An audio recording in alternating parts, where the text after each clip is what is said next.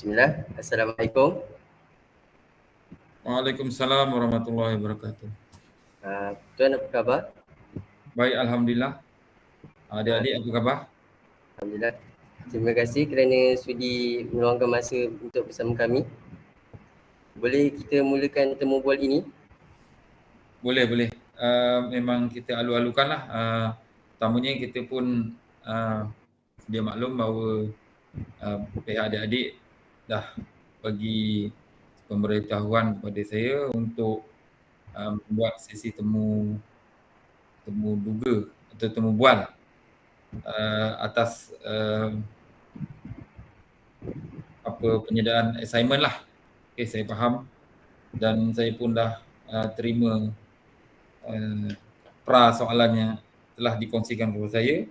Saya cuba yang terbaik untuk menjawab kepada dan menjurus kepada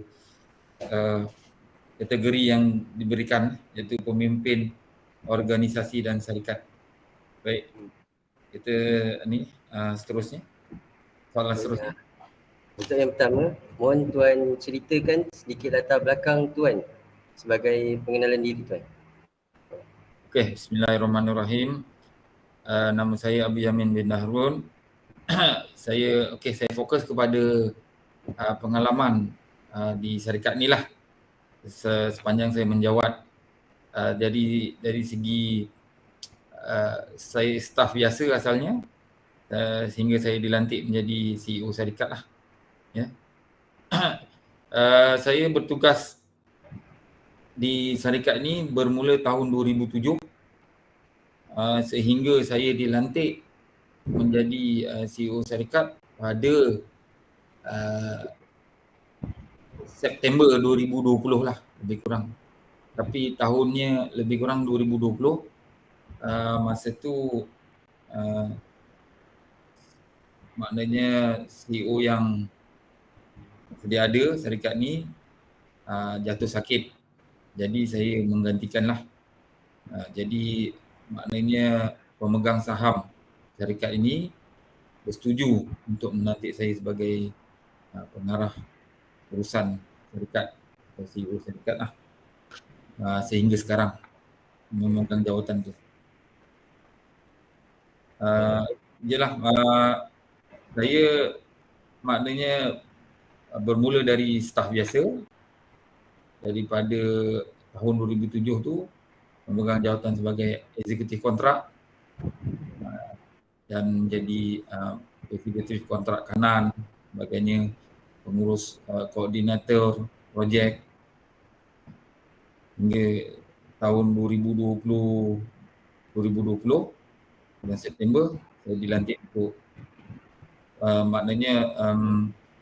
memegang saham semula suara untuk melantik saya sebagai pengarah syarikat dan CEO syarikat. Itu saja. Untuk seterusnya, boleh Tuan ceritakan pengalaman Tuan semasa Tuan bekerja? Pengalaman dari segi apa tu? Maknanya pengalaman banyaklah kita, tapi saya merujuk kepada kalau pengalaman dari teknikal untuk kontrak, maknanya itu memang luas lah. Sebabnya saya dari 2007 sampai 2020 memang sebagai staf biasa lah. Cuma dari segi pengalaman kepimpinan dan pengurusan syarikat, pengurusan sumber manusia masih agak kurang lah, sebab kita pun dari tahun 2020 baru saya menjawat jawatan tertinggi syarikat ni. Lagipun kita faham 2020 hingga 2021, hujung 2021 pun kita mengalami MCO. Jadi bila MCO ni kita fahamlah, maknanya operasi syarikat telah di downsize ataupun dikurangkan lah sebabkan pandemik. Jadi masa tu projek pun tak banyak lah. Jadi kita hanya mengekalkan beberapa berapa bekerja lah untuk maintain apa yang projek yang kita ada, dan kita sustain untuk beberapa bulan sehingga habis pandemik kita baru mula memasuki tender-tender kerajaan swasta, dan alhamdulillah awal 2022 kita dah berjaya mendapatkan projek-projek tangan untuk kesinambungan operasi syarikat.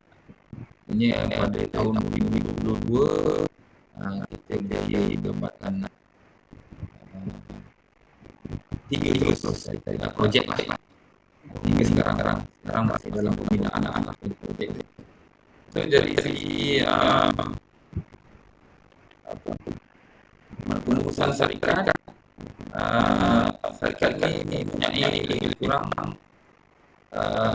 50 kerja. Ada dari atasan sampai bawah lah. Di termasuk 50 termasuk kerja di kapal ini lah. Kalau di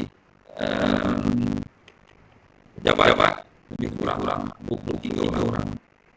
So, selain-lainnya ialah kerja di kapal ini lah. Saya ini kerja semua di kapal ini.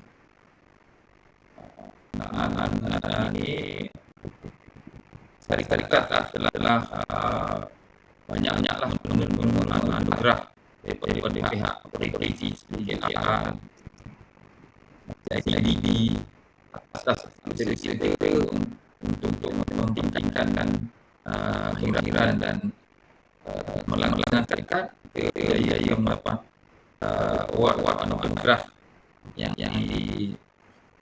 disampaikan oleh DAR dan ICDB pada kita sebagai kontraktor yang sempurna. Alhamdulillah ini kita cuba untuk meneruskan pelan-pelan sebagai kontraktor Bumi Putra yang berjaya. Okey. Terima kasih.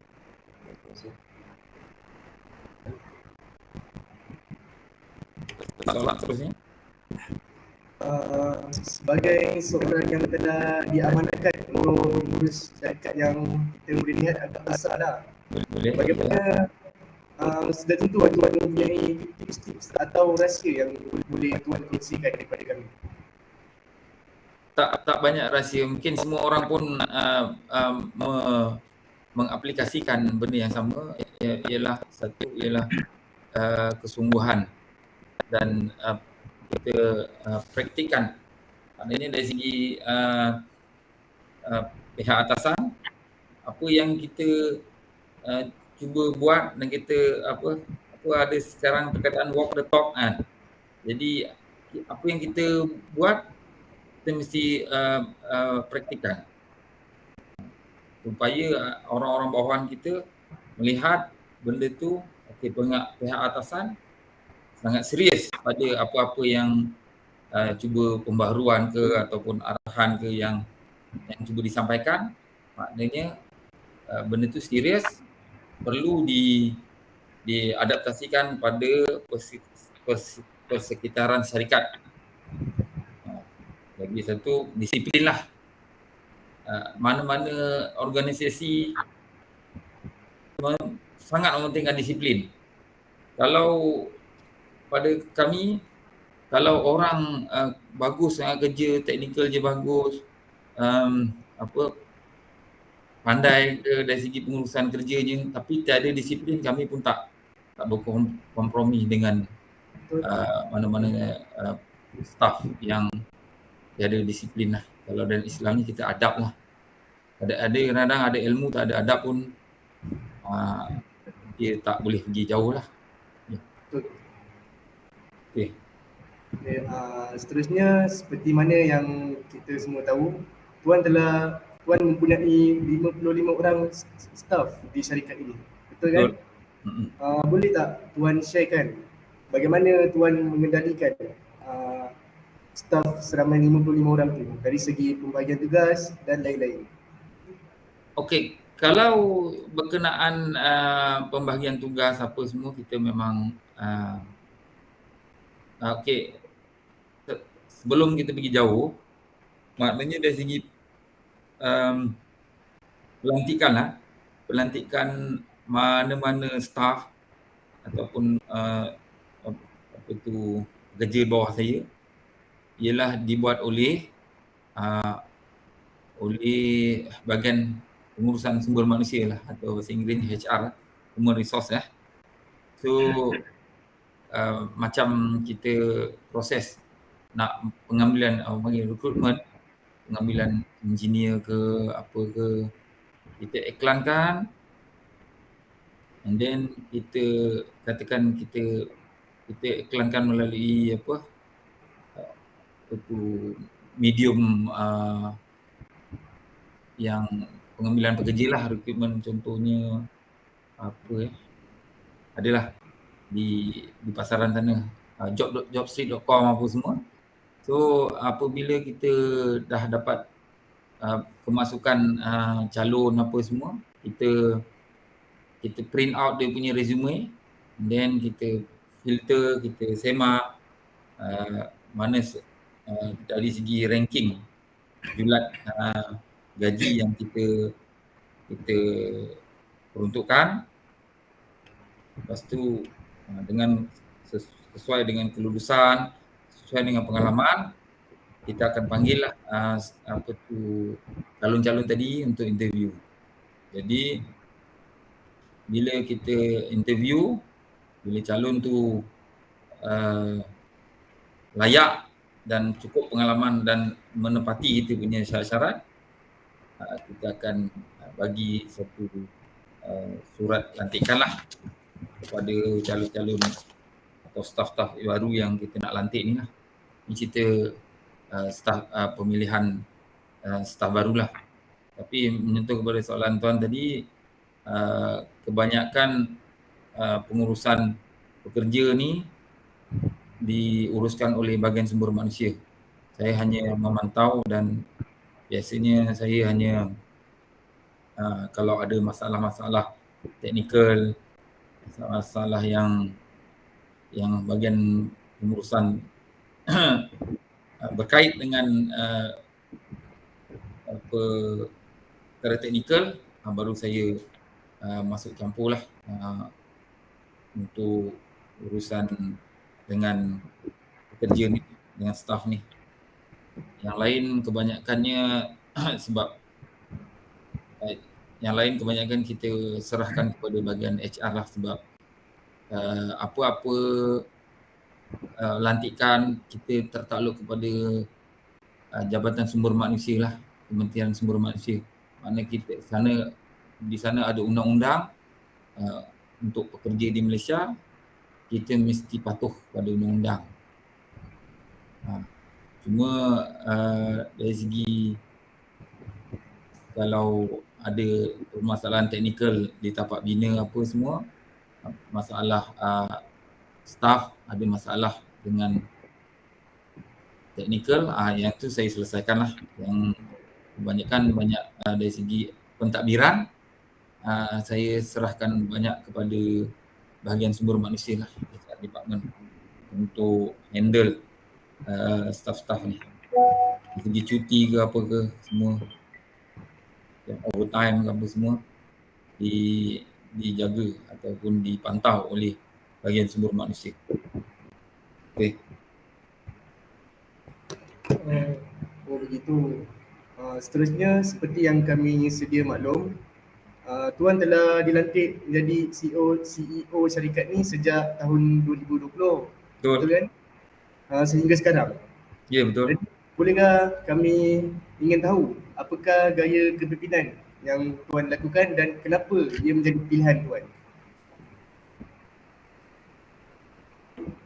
Macam saya cakap tadilah, gaya pimpinan tu kita mesti ada personality yang ataupun satu personality teladan yang baiklah untuk kepada staff-staff untuk diikuti oleh staff.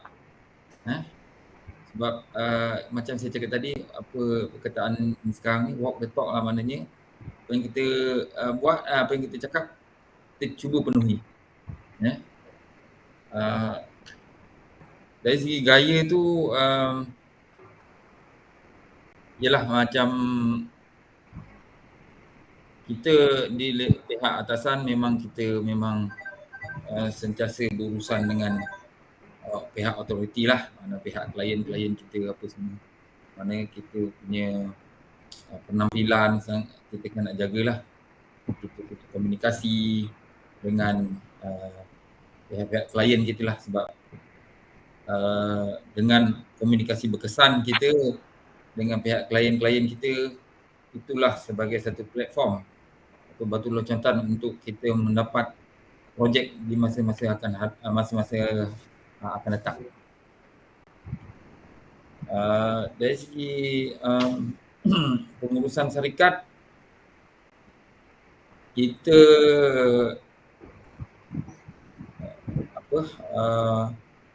kita banyak mendapatkan pengiktirafan daripada pihak-pihak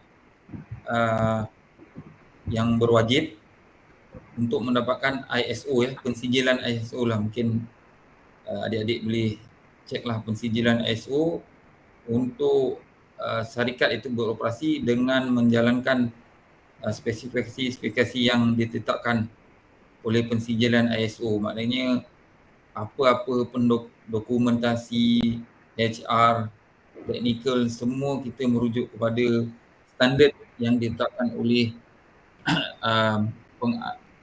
pengeluar pensijilan ISO. Kita ada ISO pengurusan, ISO apa lagi, 9001, ISO 14001, 45001 lah. Ini yang ISO ni yang banyak dikeluarkan kepada syarikat pembinaan lah, untuk kita berdaya saing dan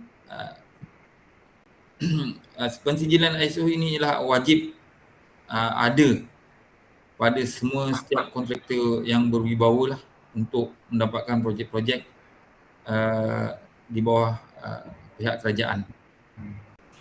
Okey. Seterusnya soalan terakhir daripada kami. Oh, dah habis? Ini saya akan tanya soalan terakhir kepada tuan.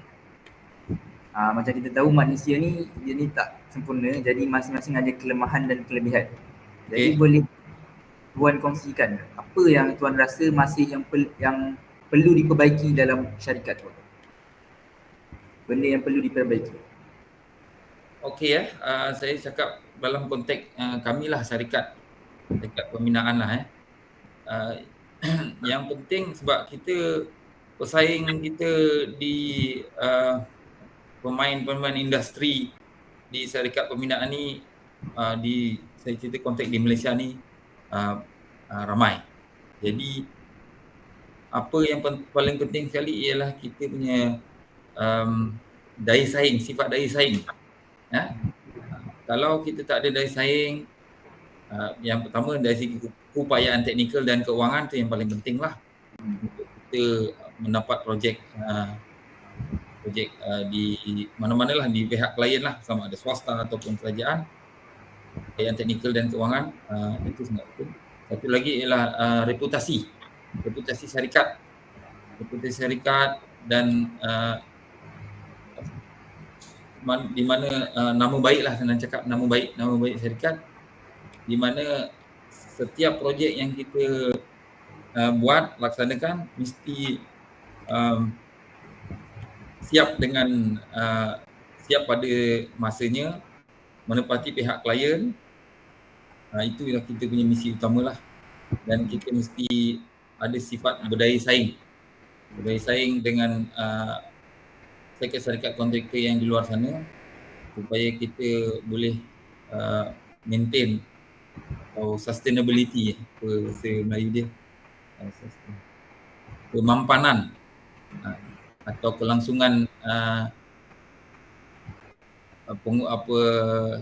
syarikat untuk pergi lebih jauh lah. Maksudnya kalau mesti ada sifat daya saing dalam syarikat ni, baru nak kita boleh improvekan lagi syarikat ni lah. Maksudnya Ya. Kalau kita tak ada daya saing tu maknanya banyak faktor lah. Dari segi upayaan teknikal, maknanya dari segi connection kita dengan klien, reputasi yang baik dengan klien. Lepas tu dari segi macam kita dalam konteks kontraktor ni, kita nak masuk tender, harga kita mesti kena baguslah dan dapat harga yang memenuhi pihak klien tetapkan untuk sebagai syarat kita berjaya memenangi tender tersebutlah. Baik, terima kasih Tuan atas soalan-soalan yang telah dijawab sebentar tadi. Ya, baik. Saya cuma buat ini, apakah harapan Tuan pada syarikat Tuan sendiri? Harapan Tuan, harapan saya tidak lain tak bukan untuk kita maju bersama-sama lah dengan staf-staf saya, sebab kita pun syarikat Bumiputera 90% pekerja saya pun pekerja Bumiputera Melayu Islam, jadi kita nak bangunkan bangkit ekonomi Melayu Islam supaya kita dapat bersaing dengan di pihak pasaran global. InsyaAllah kalau ada rezeki kita mungkin kita boleh kembangkan syarikat dan kita boleh memasuki tender-tender antarabangsa lah, bukan sekadar hanya di Malaysia saja. Baik Tuan, terima kasih. Terima kasih juga sudi terima jemputan daripada kami untuk sesi temu bual ini. Terima kasih juga sama-sama. Saya pun minta maaf lah kalau ada terkasar bahasa. Saya juga ingin maaf jika ada salah silap dalam temu bual ini. Ya, betul. Kita pun manusia memang tak sunyi dari membuat kesilapan. Sama-sama muhasabah diri. InsyaAllah. Ya. Itu saja daripada kami. Ya, baik. Kita punya temu bual dengan tasbih, kifarah dan suratul As. Bismillahirrahmanirrahim. Bismillahirrahmanirrahim. Baik, terima kasih. Assalamualaikum. Waalaikumsalam.